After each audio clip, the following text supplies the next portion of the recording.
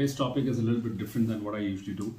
I'm seeing these days a lot of coaches, a lot of fitness influencers, they're making posts, and they're category of these coaches who try to do different things, and they have different agendas and they are trying to portray things. But one has to understand that what they're doing is based on a certain focus that they have, what the kind of things they want to preach, and it's not entirely wrong or correct.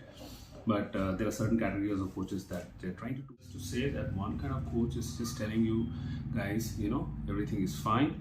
These foods are okay if you have in the right quantity. When there are other coaches who are just saying that everything is bad when you are in a discipline. And there's a third kind of coach who's just trying to demean the kind of food that you have. So what is correct, what is not correct? Let's find out. And what exactly are they saying? Are they entirely wrong or not? It's very difficult for anyone to provide a lot of stuff within that 90-second period. It's very difficult. The context matters a lot. Context matters a lot. What they're telling cannot be applied to most of the people that you are. There is a different section of people who are training, who when they are into the training part, who are just starting off, who are novices, who don't want to do anything. There is a gamut of different kind of people who are in fitness or they want to get into fitness.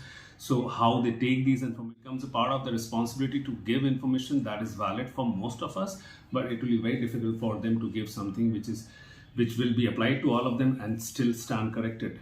It's not possible. There is a context which matters. Now I'm going to give you a few examples and you will then be able to understand why I'm saying chole bhature, which are one of the most spiciest, tastiest, as well as the high calorie foods which we try to avoid when we are on a fitness journey.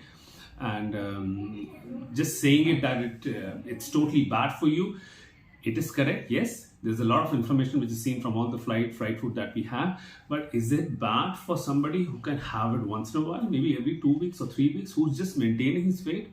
It's okay, I guess. There's no harm in that. But if I tell this to someone who's just starting off his fitness journey, who has no idea about nutrition, who's never been training, if I tell him that every 2 weeks you can have a chole bhature, it would be entirely wrong. I want that person to be in a disciplined plan for the next 6 months or 8 months or even 1 year. Just stay away from this, because there is a lot of mental conditioning which is going to happen over the next few months. Yes, who's in a good muscular state, who trains very frequently and is very diligent.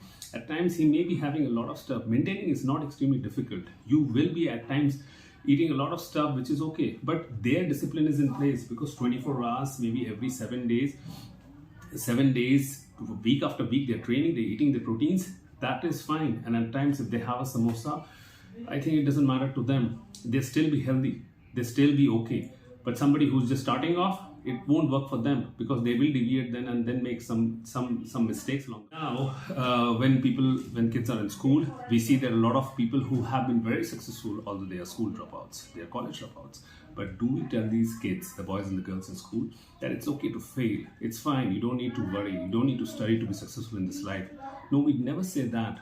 We always tell them to get the right attitude. Try to excel in a lot of things, everything that you're doing, because that period is a period of learning. That period is the one when your basics get right, where your trust their process, your confidence on yourself, on your mental ability, on your physical ability gets corrected. If I teach them it's okay to fail, then they will never learn the right things in the right manner. People who have been successful without actually studying, they were good in few things and they did excel. It's just that it was not evident in their academics, but they were good in that thing. But if I tell the general population to not study and fail, it's okay. No, it won't work. That would be entirely. I believe that people who are new into this, who are just starting off, whose mental discipline is very much wavered, it's good to have around 6 to 8 months of very strong discipline kind of diet. Stick to it, adhere to it, and you should be okay. And after 8-9 months, when you have leaned out a bit, your confidence on this process is fine. When you make some really good goals you chase, then you can actually, maybe at times you deviate and you can maintain, it's fine. Guys, I'll just say a few things will work for most of you guys.